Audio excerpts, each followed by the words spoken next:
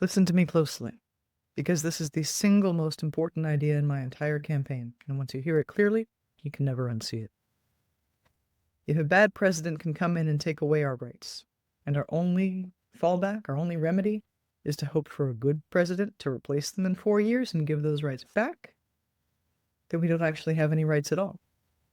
What we have are conditional privileges, permissions, really, handed out and taken back according to the whims, the cruelty, or the convenience of whoever currently holds the reins of power. And that is not freedom. That is not constitutional government. That is not liberty and justice for all. That's a lease agreement with an expiration date and no guaranteed renewal. The Declaration of Independence calls certain truths self-evident and certain rights inalienable, meaning they cannot be legitimately taken away. Not by a president, not by Congress, not by a court, not by a corporation, not by a mob. But if politicians can grant them or revoke them based on the next election cycle, then they were never inalienable to begin with. They were just favors, and favors are not rights. So let me be completely unambiguous. We do not have proper institutional recognition of our inalienable rights right now. We have, in our governing structure, a long list of conditional privileges, and the conditions change depending on who is in power, who is paying for the campaign, who is popular on social media, who has a lawyer, who has a bank account, who has the right papers, who is willing to be quiet, who is convenient to protect, and who is easy to sacrifice. Now that's not a republic. That's a system of political whims dressed up in patriotic language. The Constitution of the United States of America was not written to decorate power. It was written to restrain it. The Bill of Rights exists precisely so that no president, no agency, no billionaire, no corporation, and no political party has the authority to decide who gets due process, equal protection, bodily autonomy, free speech, privacy, the right to vote, freedom of worship, freedom to assemble, the ability to exist safely and freely in public life.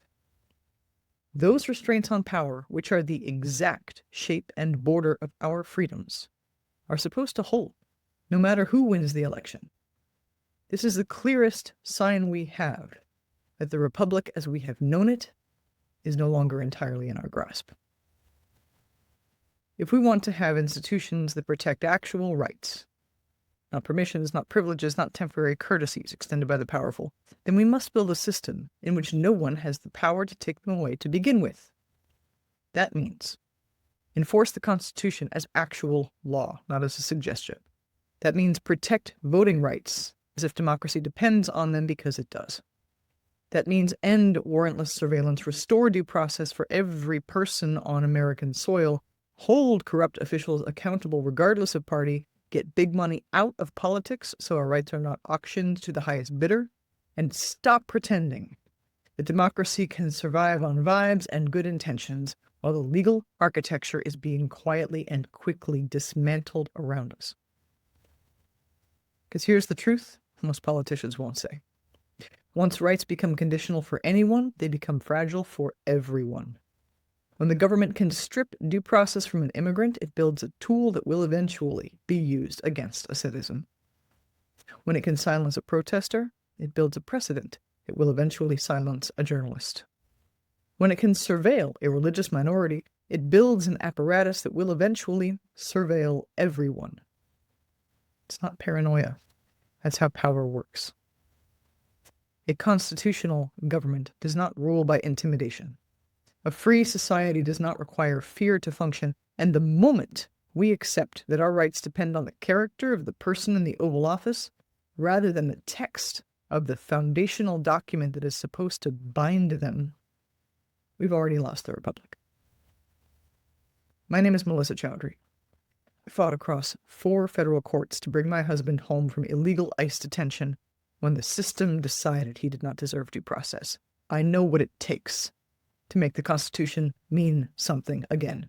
And I'm running for Congress because the people deserve a representative who understands that rights are not favors, they are the foundation, and foundations do not negotiate. Care, courage, Constitution. Vote Melissa for Congress.